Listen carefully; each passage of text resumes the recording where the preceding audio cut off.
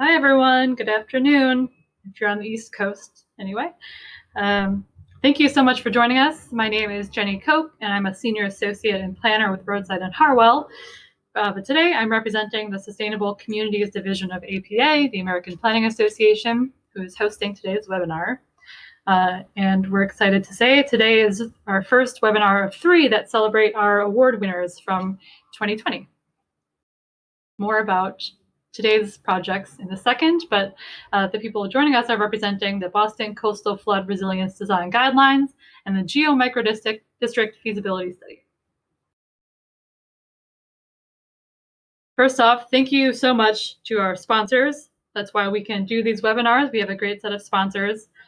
For this year, our sponsors include VHB, the Urban Collective, Urban Eco Plan, Urban Works, the University of Utah Department of City and Metropolitan Planning, the University of Florida Online Masters of Urban and Regional Planning, TESCA, Smith Group, Robinson & Cole, Mars EOR, Ideation Planning, Niche, HAF, FAR Associates, East End Land Planning, Dewberry, Devon's Enterprise Commission, and Clarion. So thank you to all of you and to all of our division members who make these webinars and all of our other work possible.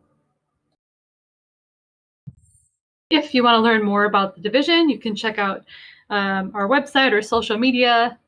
I'm excited to say we'll have a new website available within the next week. So if you want to know when that happens, just check our social media or sign up for our e-bulletins on the blog site. Before we talk to our our award winners from last year, I want to let you all know that our 2021 awards program will be coming out soon. We'll have an information packet posted by early November at the latest, and we'll be posting that on our new website. So like I said, watch our social media and e-bulletin for updates about the website and the awards. If you want to be kept up to date directly about the awards, feel free to send an email to me, jenniferk@rhiplaces.com. And just put the subject line of SCD award updates, and I'll shoot you a message whenever we've got those posted.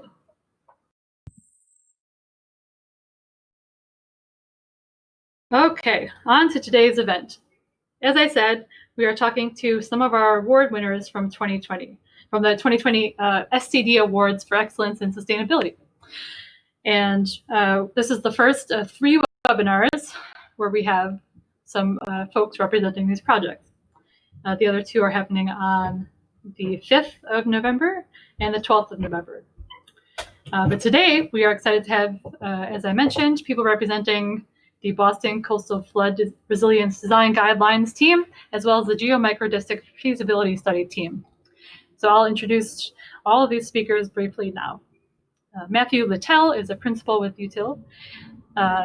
Matthew is one of the founding principals. Through his work in the firm's architecture, planning, and early phase development projects, he's gained an expertise in building and zoning codes, as well as the regulatory process, specifically as it relates to urban design and housing. Matthew's directed many of the firm's early phase planning and urban design projects. For example, he served as the principal in charge for Imagine Boston 2030, which was the city's first comprehensive plan in 50 years. Jessy Yang is an urban designer with Utile. Jessy leads a variety of projects engaged in new building typologies, neighborhood scale master plans, flood resilience design strategies, streetscape design, form-based codes, and other urban projects that foreground the public realm. In addition to his professional practice, Jessy has taught architecture and urban design studios at the Boston Architectural College and Boston College. Matthew and Jessy, please feel free to correct my pronunciation of Utile if I'm getting it incorrect. Utile. Utile. Thank you so much. On behalf of the GeoMicroDistrict Feasibility Study team, we have Richa Yadav, Engineering and Sustainability Consultant with the Cities Group at Buro Happold. She is a cross-disciplinary specialist experienced in infrastructure and climate action planning.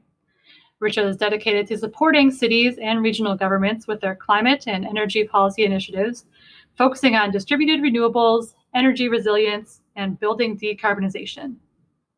Our final speaker, Audrey Schulman, is the co-founder of HEET, as well as its co-executive director. As an experienced grassroots activist, Audrey has performed energy assessments on everything from homeless shelters to historic churches.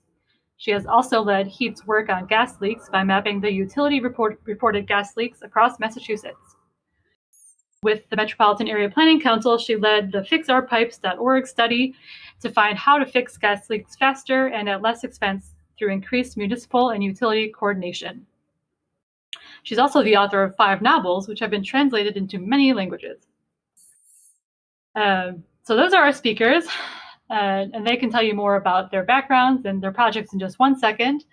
But before that, I want to note you can ask questions at any time by using the Q&A feature here. Just click on the little blue speech bubble with the question mark and type your question. We'll do all the Q&A questions at the end, but you can send your questions at any time. With that, I will pass it off to Coastal Flood Resilience Design Guideline team. Okay, thank you very much. I'm going to give a quick sort of introduction of the project, and Jessy will follow up on the guidelines. I want to quickly mention a couple Utile members who were not able to join us, Nupur Manani and Jeff Geisinger, our Director of Sustainable Design, who worked closely on this, as well as Kleinfelder, who assisted with a lot of our technical and flood policy work, and Noble Wickersham and Hart that really supported the kind of zoning angle of this project. So just a quick acknowledgement there.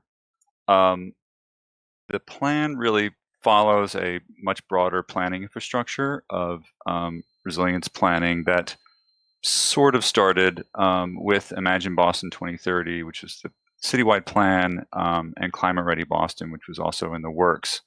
The planning around resilience in Boston has been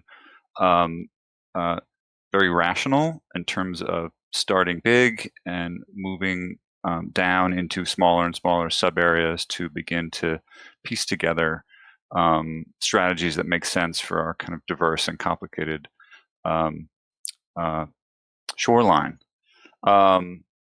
The flood resiliency and zoning overlay project, let me back up for a second. The sort of overarching context for a lot of this planning is, of course, the threat that floodwaters pose. And Climate Ready Boston has sort of tabulated some of these impacts in terms of the number of residents that might be impacted, as well as the value of the real estate. And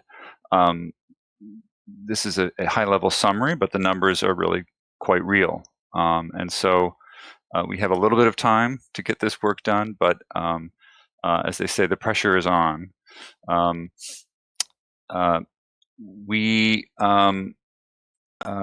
This plan falls within a sort of larger framework of strategies that were identified in Climate Ready Boston that involve both community level planning, infrastructure, shorelines, climate projection updates.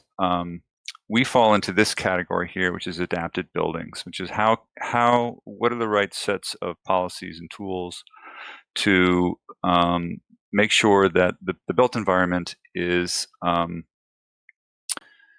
ready and works in parallel with some of these other strategies. The city has been doing ever a smaller and smaller neighborhood scale planning around resilience. This is a little snapshot from a Charlestown plan that was completed a couple of years ago. It identifies all kinds of layers of adaptation that include waterfront measures, open space that do double duty as recreational and protective measures. But what tees up our plan is what you're seeing in pink, which is what happens on private property, and how does development play a role in this? What happens within those boundaries that are not necessarily controlled by the city, but can be guided through policies to play a positive role. These guidelines apply to virtually every building, including small, large, existing, and especially new construction. And the process consisted of a lot of advisory and outreach focus groups in various neighborhoods and specialists.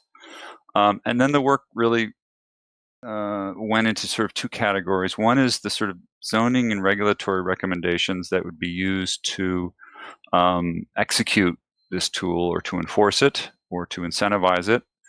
And then the actual design guidelines themselves, which we'll talk about in some detail, which is what really are the best practices, what makes the most sense relative to our projections, and how can these be applied to some of the more unique attributes of Boston's built fabric. You can't really do the guidelines in a vacuum. So they were very heavily shaped by this lens of looking through the various policy tools that would sort of promote them. Some of you might be familiar with Boston's regulatory environment, but it's complicated. We have a complex and outdated zoning code that is often sort of bypassed through special permitting processes. We have, of course, the overlay of federal jurisdiction in the form of FEMA. And at the state level, we have a slightly different building code and a fairly stringent accessibility code, as well as fairly rigorous legislation that controls waterfront development and public access. And so these guidelines and the sort of overlay district that accompanied them needed to fit within a very complex set of guidelines to ensure that they weren't conflicting with anything. The city's policy was essentially to take the pre-existing area that has already been determined by FEMA, and then you'll see that in the kind of that dark blue on the map, and to basically elevate the standards to a 1% annual chance of flood in 2070, which is about a estimated 40 inches level of sea rise. And the expanded areas in Boston that would be affected by that are represented in the light blue. So it's a very large area, and it represents one of the complexities of this policy making, which is where do you draw the line on the map to determine where the policies will be in effect and where they won't. And sometimes these boundaries obviously change. Water moves in strange ways, but from a practical and a regulatory standpoint, there needs to be at least some level of specificity.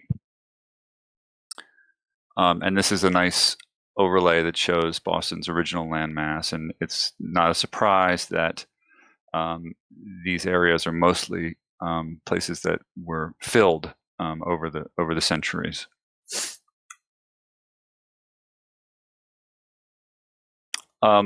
The crafting of the zoning is complicated. I think just at a very high level, what the city wanted to do is create a regulatory structure that did not prohibit people from taking measures to adapt their buildings. This was a problem in New York City where after the fact, after Sandy, all kinds of people had federal money to elevate their homes, but the zoning wouldn't allow it. And so they, in a rush, rewrote the zoning to allow the elevation of buildings.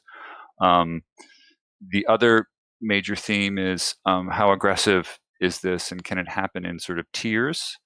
And do you want to get more ambitious about allowing additional height, not just to redefine where the new ground plane is relative to a kind of flood level, but to allow extra height and other things to incentivize adaptation measures? And this was all with an eye towards Boston's very, very complex and layered regulatory system. And so we've looked at how very large projects might be subject to the guidelines, but we also, and those are represented at the top, we also wanted to ensure at the very bottom that very small projects and small homeowners weren't going to be sort of punished with a series of very burdensome requirements if they really just wanted to put a dormer on their roof, or to do something minimal, or to do something that was sort of as of right in the base zoning. And so really what they're trying to do with the regulatory structure, which is still in the works, the zoning is far from being implemented, but was to create a system that was fair, that maximized people's participation in this, and wasn't overly burdensome, but was thorough at least. So I'll hand this off to Jessy, who can talk a little bit more about the guidelines. Great, thank you, Matthew. So I'll be presenting some examples of the design guidelines themselves. When we were thinking about this, of course, we wanted to incorporate the best resiliency best practices strategies, but there were also other criteria that we wanted to incorporate that were also extremely important. For example, we also wanted to make sure that protecting buildings did not come at the detriment of the public realm. For instance, for example, elevating a building splits that ground plane and potentially creates pedestrian accessibility issues as well as general character to the public realm.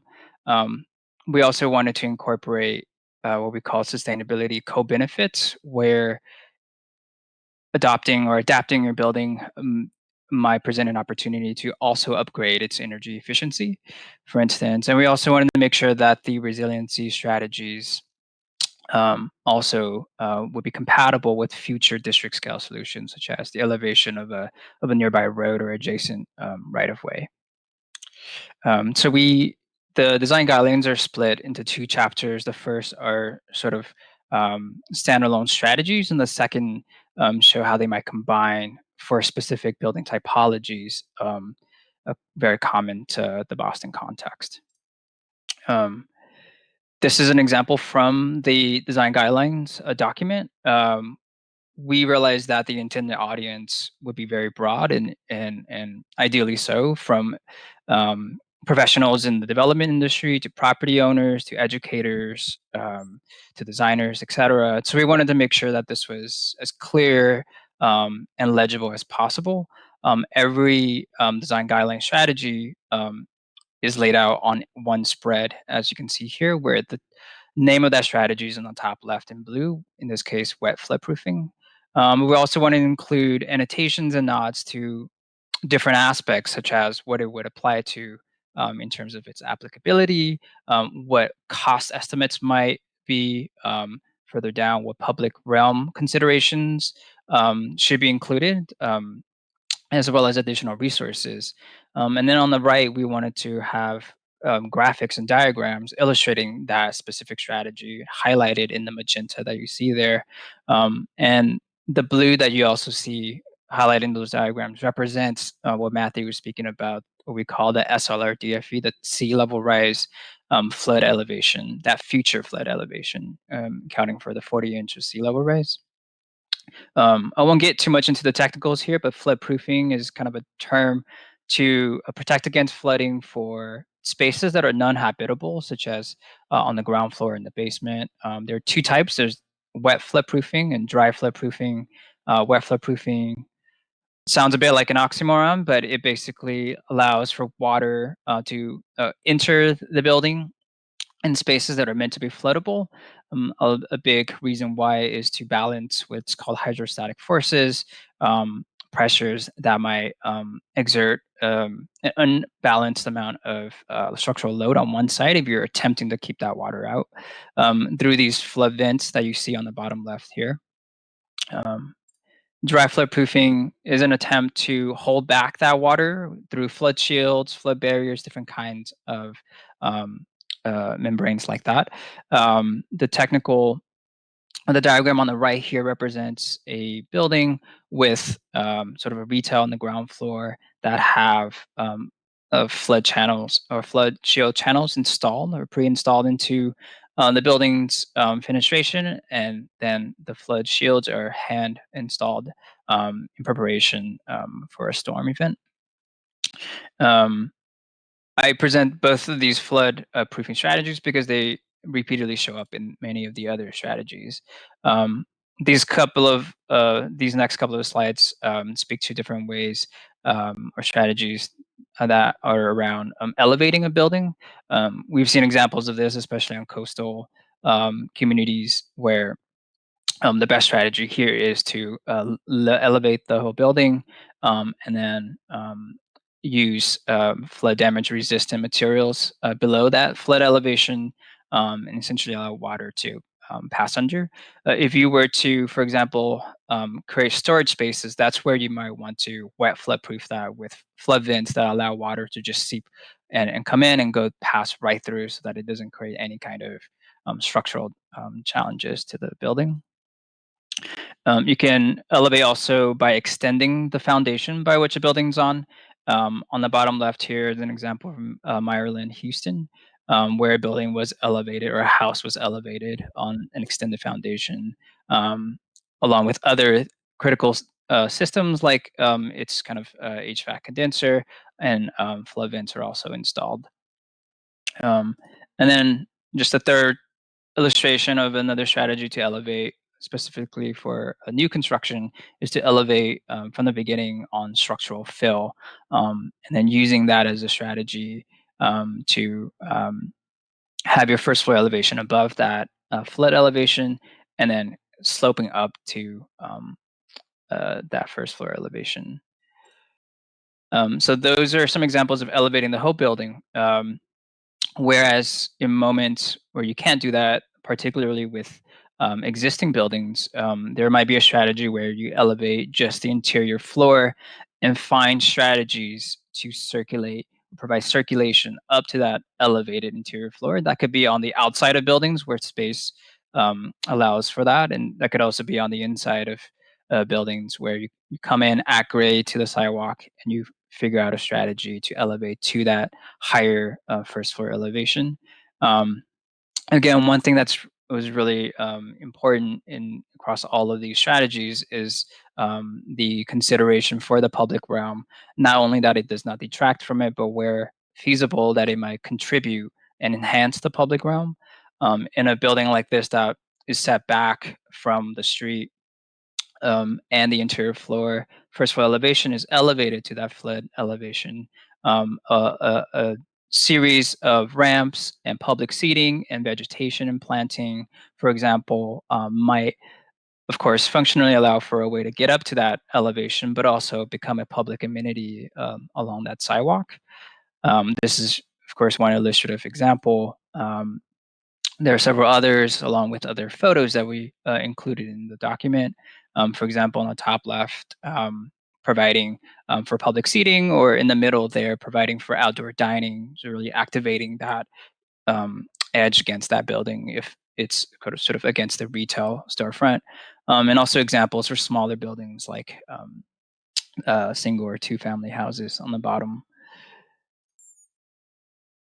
Again, I mentioned that you could also find strategies within the footprint of the building on the inside, or carving away, quote unquote, carving away from the outside.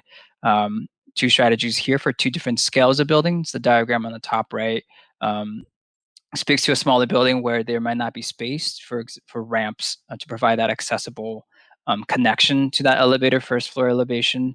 So a lift might be incorporated, for example. And on the bottom right, a series of ramps, such as in a larger building that might be a lobby for an office or a mixed use building. The sort of another advantage of this strategy is that specifically in historic districts where alterations of the exterior of a building is not possible, this allows for the preservation of that facade, the preservation of a continuous ground floor plane, and then negotiating that circulation, that sectional difference inside the building's footprint. And of course, it's not just important to elevate the buildings or the first floor elevations, but also the critical systems and getting them also above that critical flood elevation line. that could be everything in the MEP system: mechanical, condensers, electrical panels, water heaters, for example, specifically for single-family homes, but also for larger multi-use buildings where the functioning of those critical systems are important, especially in the event of a large storm. So those are some specific strategies. We also wanted to illustrate how they might play out and combine and mix to really adapt and protect some of the most common building typologies found in Boston that intersect the future floodplain. Four examples are shown here: the single family and the triple decker, the attached townhomes that you might find in the South End, the pre-war commercial mixed-use buildings in Fort Point and throughout downtown, and general industrial buildings in South Boston, Charlestown, and also around the Newmarket area. So I'll just show a few examples of those. This is a particular 1 and 2 family residential building from the Ponset in Dorchester. With every case study, the first page is always illustrating the best practice, most ideal example, followed by some incremental short-term strategies where the best case is not feasible. So in this case, the recommendation here is to elevate the building above that flood elevation, to fill the basement with structural fill to the nearest grade, elevating the mechanical systems as previously discussed, but also using that as an opportunity to further enhance the building envelope. For example, if you elevate your home, you might insulate the bottom and really enhance that building envelope. You might also reassess your mechanical systems and upgrade to a more efficient electrical mini split system to really contribute to the overall sustainability of your house. Sorry, go back one slide. The bottom right image here is an example of what that might also look like as a consideration, again, to the public realm, what that view from the sidewalk is, so that when you're elevating your home, it does not merely become a concrete wall on the sidewalk, for example. On the second page here, examples of course, pictures of what some of these homes look like, but also a short-term or incremental strategy where elevating the whole house is not feasible. You might instead just protect your critical systems and install, for example, a sump pump in the basement in the event of flooding. The classic triple decker found, in East Boston, South Boston, Dorchester, etc. Many of them are also in the floodplain.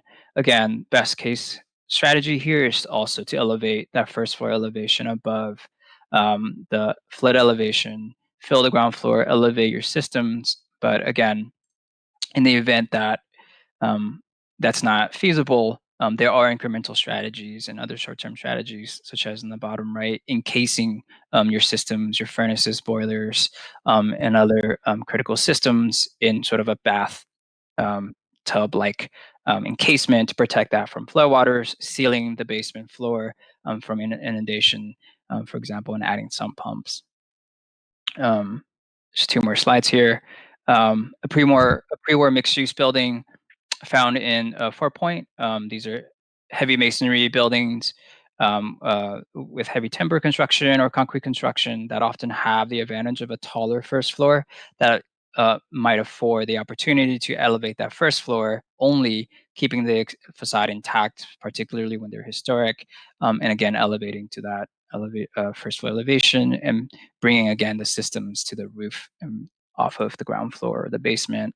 And we also have a design guideline that speaks specifically to new construction, such as here, a multifamily mixed-use building that in many ways, with new construction, it's almost easier because you can just incorporate all of these elements from the beginning or in sort of a combination of forms. On the left here, where you see our flood shields that might have channels pre-installed, and on the right, elevating up to a new ground floor plane.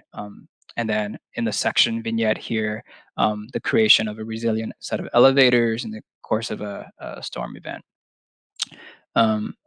This is the last slide. This is just to say that the PPDA has an online mapping viewer for property owners or anyone to assess their site its risk, their specific site's risk, and also the review checklist will come into play and enable and help enforce these guidelines.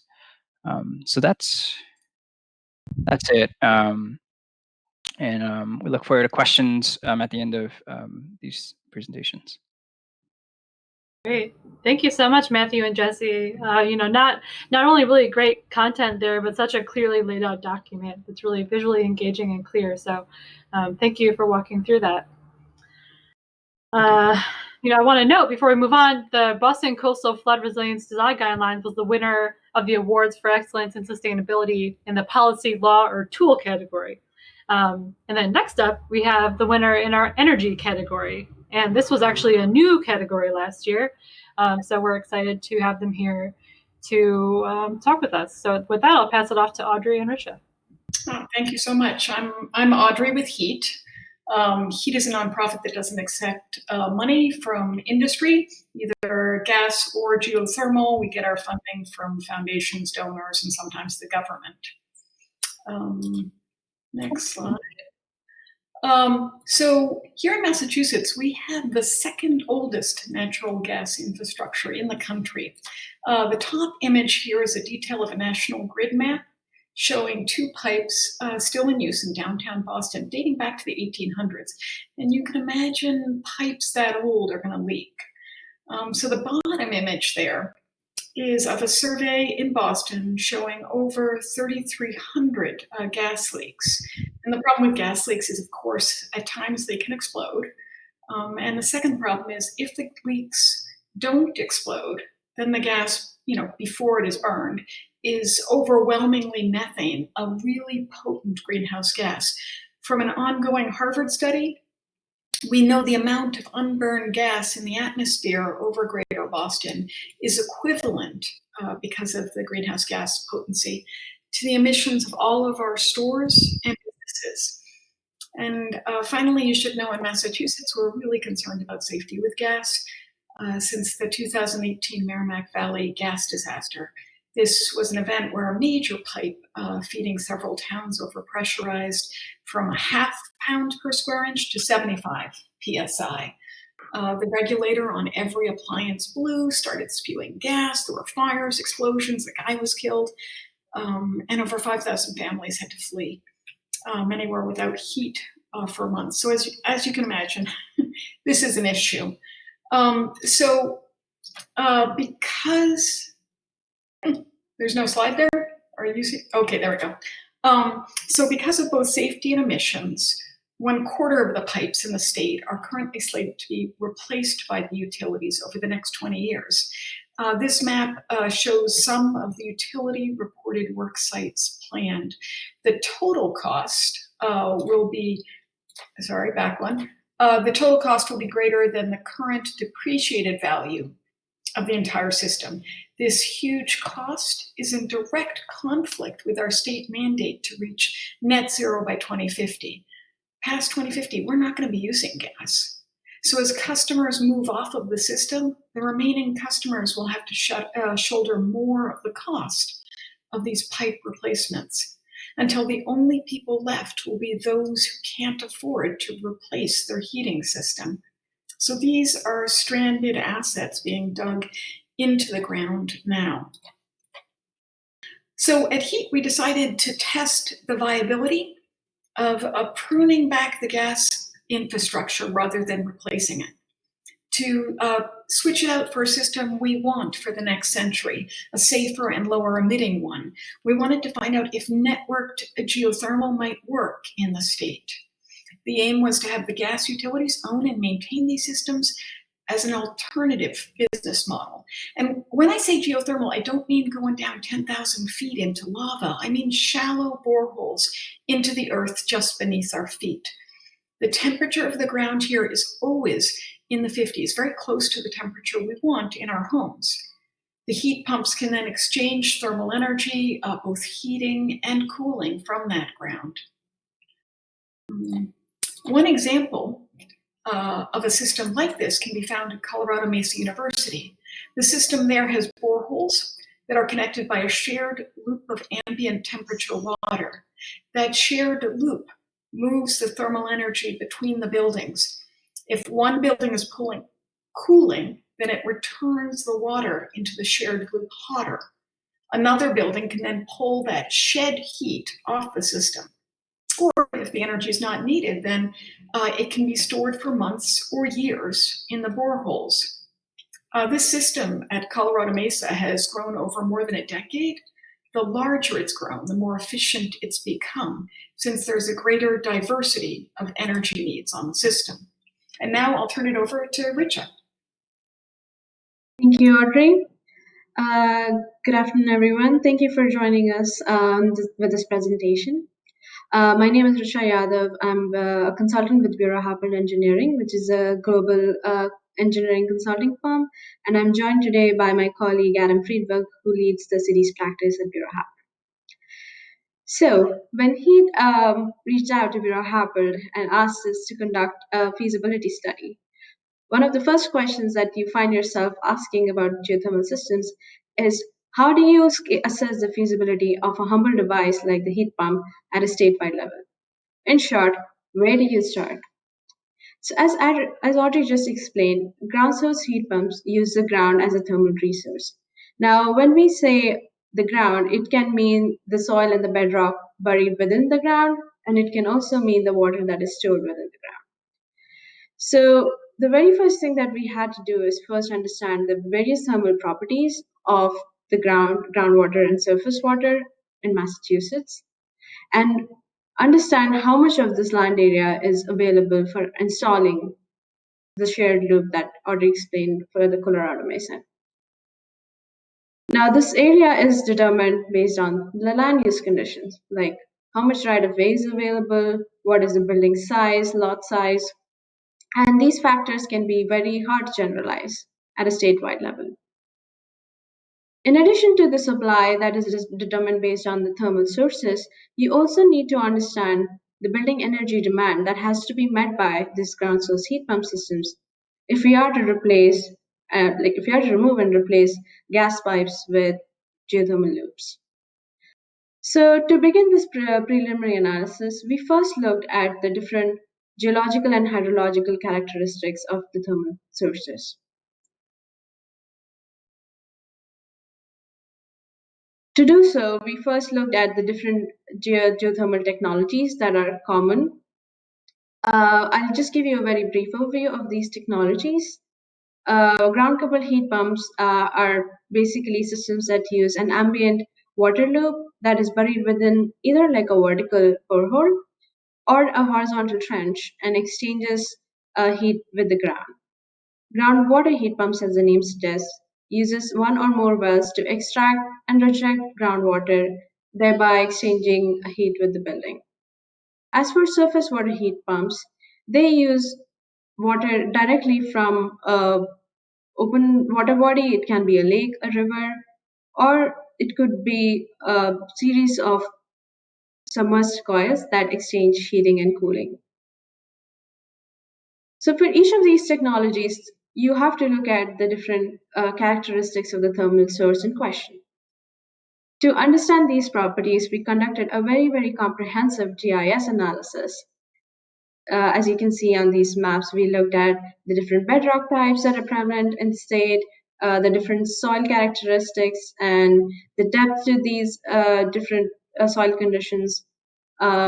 These charts here show the different parameters that we looked at, including depth, ground and groundwater temperature, aquifer depth, among others. Based on this exercise, we basically tried to determine the best system for Massachusetts through elimination. So starting from the right-hand side here, we first rejected surface water heat pumps because they are not suitable for heating in Massachusetts because these water bodies are prone to freezing. As for groundwater heat pumps, there are a myriad number of environmental regulations that make the installation of these systems extremely site-specific. So these 4 systems were actually left out of this feasibility study. By saying so, I do not mean to imply that these systems are not feasible in Massachusetts altogether. It is just that there are very, very specific site conditions that need to be accounted. So after completing this preliminary analysis, we began looking at the engineering details of ground closed vertical systems and horizontal systems. So how many engineering feasibility studies begin with a land use analysis? Well, not many. But we first felt the need to understand the different land use types in order to determine which kind of buildings are we designing these systems for. So based on the data that was available for Greater Boston area, we determined that nearly 78% of the existing land use in Massachusetts, in the Greater Boston area is zoned as residential, followed by commercial buildings. This land use helped identify the different building energy types that we are that we need to identify and plan for. So for each of these building types, we looked at the different energy use intensity, the hourly and seasonal demand patterns, and the end use energy consumption, like whether we're using the heating, whether we're using the energy for heating, cooling, domestic hot water heating, etc. This can be shown as in some of these charts here. So after looking at the land use and the building types, we grouped this information into 4 scenarios, which we are calling the prototype street segments. These street segments basically give you an idea of nearly 90% of Massachusetts geography and help us abstract the energy demand that we need to be planning for, as well as inform us of the dimensions that are available along each street segment, which in this case is roughly 6 to 650 feet typically, where we can actually install these vertical boreholes or trenches. So for each of the prototypes, we then mapped the energy consumption on a monthly basis, and we also looked at the coincident demand. Coincident demand is nothing but the peak demand of all the collective buildings for any given season. The next exercise was to match this demand with the supply that can be provided with a ground coupled horizontal system as well as vertical system. Now, as you can see from this chart, even when we use the entire right of way that is available, we notice that ground coupled horizontal systems are not exactly able to meet the coincident demand that the system needs to be sized to. Whereas when we look at vertical systems, they meet approximately 100% of the heating and cooling loads for low, medium, and medium density mixed use neighborhoods. As for high density mixed use, we noticed that within the existing right of way, it is not possible to meet the 100% of the heating and cooling demand. This does not imply that these systems are not viable for high density mixed use. Instead, it emphasizes the importance of connecting different networks in order to increase the load, as well as to utilize waste heat that is available from buildings such as supermarkets or ice rinks or data centers in order to meet this missing gap.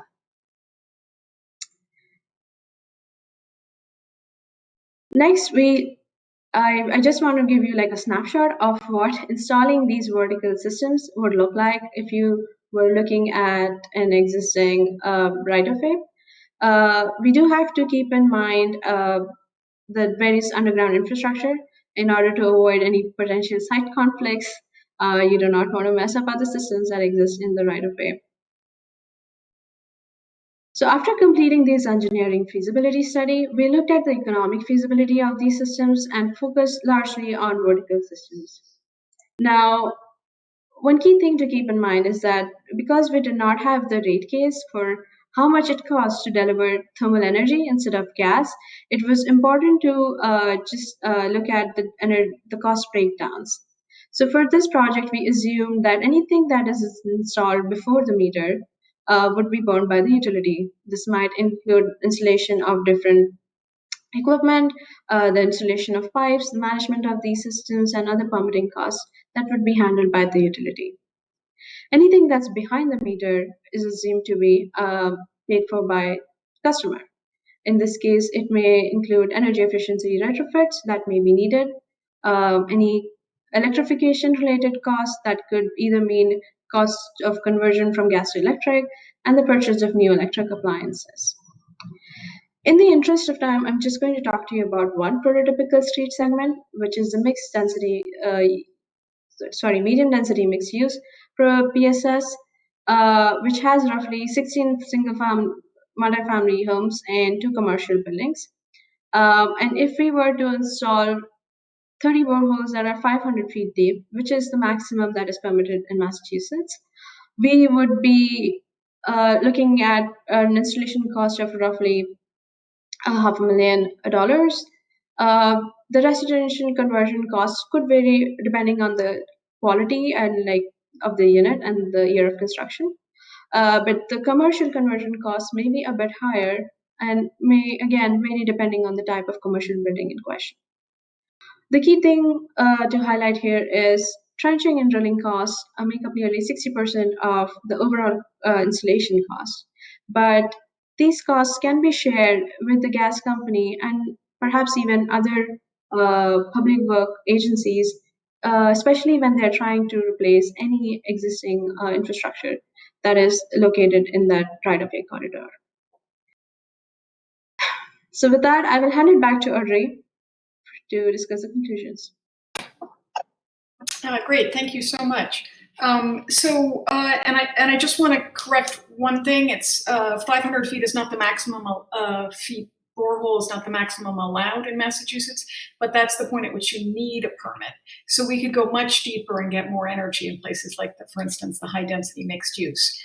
But anyway, what are the benefits with this system? One, there'd be increased safety. Unlike gas, water in a pipe does not explode. Secondly, there would be energy bill savings. Once you install the system, you're not buying fuel. You only have to pay for operations, for maintenance, and for the electricity used by the heat pumps and the water pumps. Per square foot, in Colorado Mesa University, that case study I mentioned earlier, it's using less than half the energy it would with a conventional system. Third, there's water savings. Most commercial buildings use cooling towers, which work through evaporation, and this uses an enormous amount of water. Because geothermal provides cooling, Colorado Mesa needs less cooling towers, thus cutting the water use campus-wide by 70%. That saves a lot of money and water, which is an increasingly scarce resource. Fourth, this reduces greenhouse gas emissions. Colorado Mesa has shown a 75% reduction in comparison to what a conventional gas and cooling tower system would use per square foot. 5, there'd be improved air quality because you don't have combustion in the building anymore.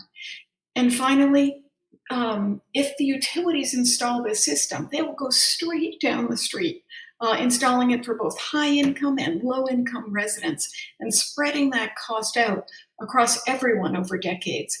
This is way more equitable than just the wealthy being able to afford renewables. So because of this incredible feasibility study, which we are so lucky to have been able to work with Buro Happold on, we've made extraordinary progress. There was already $4 million approved for a networked geothermal system in Merrimack Valley, which is the site of that horrible gas disaster. Eversource Gas has also asked permission to install 3 pilots next year, and the ruling on whether they'll be able to will come out in the next few weeks. National Grid has also requested permission to pilot will request permission to pilot next month. And there's a variety of other pilots outside of Massachusetts in New York and Connecticut, and a variety of states such as Rhode Island and Minnesota are assessing the system's ability to help them meet their decarbonization goals. So our hope is to pilot a small system on one street. And then iterate upon it until we're left with a gas backup only in the center of the extremely dense, energy-dense areas. Possibly this is the appropriate role and scale for biogas or hydrogen. In this way, we're growing a utility-scale renewable thermal grid, increasing efficiency as we interconnect.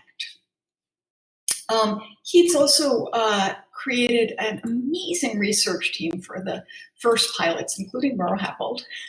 This team will evaluate the pilots, standardize the data collection so future systems can be compared apples to apples, and will build a public data repository so others can iterate on this work to scale it up as quickly as possible. That's it. Thank you so much.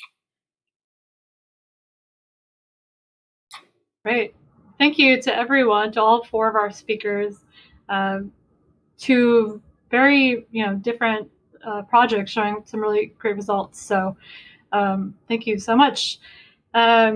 There is a slide here that they've included with some references and resources. I'll let everyone know we will be posting a recording of this on our website, but I've also posted already the slides on the website. So if you're interested in seeing these resources, feel free to check that out, and I'll put a link in the chat in just a second. But for now, we'd love to open it up for questions. So if you have any questions for any of our speakers, please feel free to submit them using the Q&A function in the little chat bubble. But to get us started, I have a question for everyone, which is always kind of my favorite thing to learn from these efforts. I'm interested to know what to you is sort of one of your favorite innovations or favorite things that you learned in this process that you are looking to take forward as a professional in your work that you're going to take to future efforts. What was one thing in particular that stood out to you?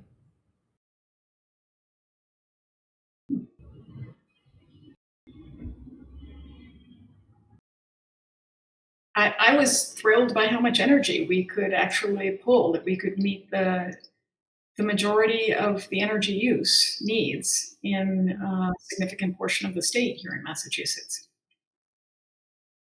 I think that one thing that I learned, something that we did not mention during the presentation is that this entire project was informed by many, many stakeholders, like ranging from city planners, state policy makers, geothermal industry experts, and academic researchers. And when we got all these brilliant minds together in one room, we were able to innovate and create a very comprehensive feasibility study in a span of 6 months, and that just shows you the power of working together. In terms of our project, one particular interest I have in terms of something to carry forward are these lessons about how the public realm is altered to address these threats. Jessy showed some nice examples of how building entryways are elevated and how you need to navigate that differential.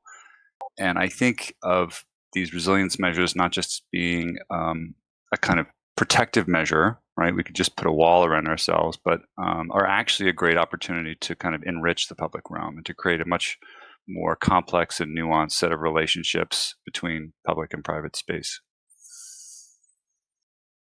Yeah, I learned a lot in this project. Primarily, I learned a lot about the complexity of the regulatory context in Boston.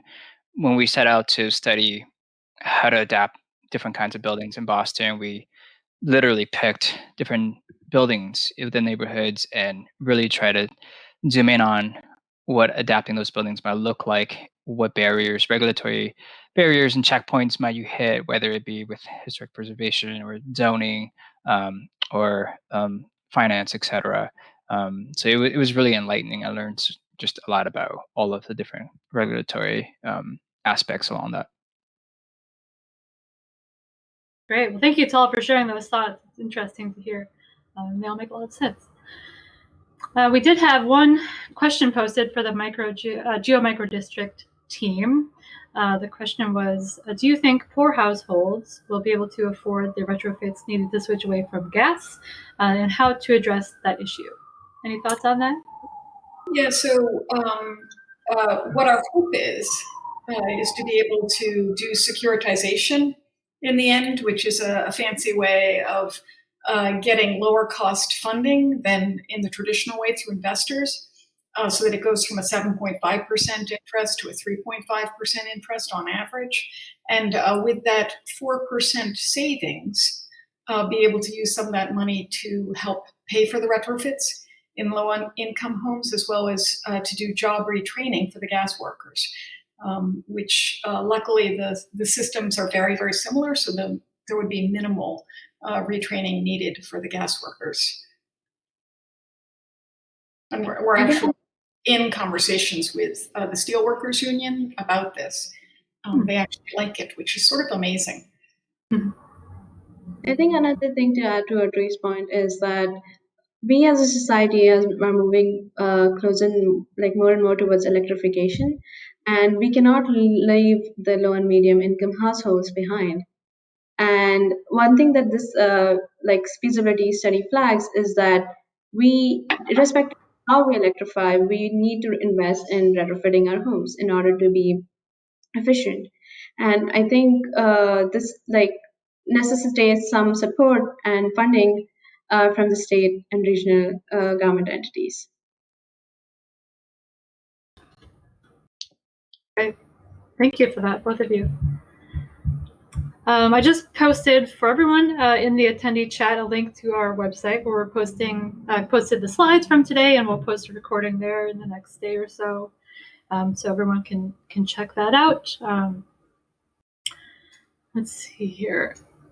I think we only have a couple of minutes left. I had one question I'm going to sneak in for the Coastal Flood Resilience Design Guidelines team.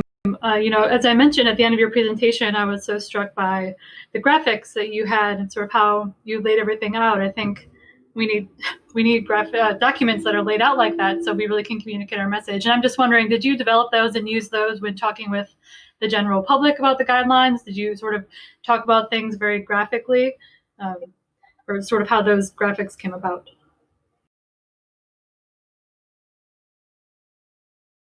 Do you want to tackle that, Matthew, or I could chime in on that? I'm looking to you. Okay. Yeah, we definitely did.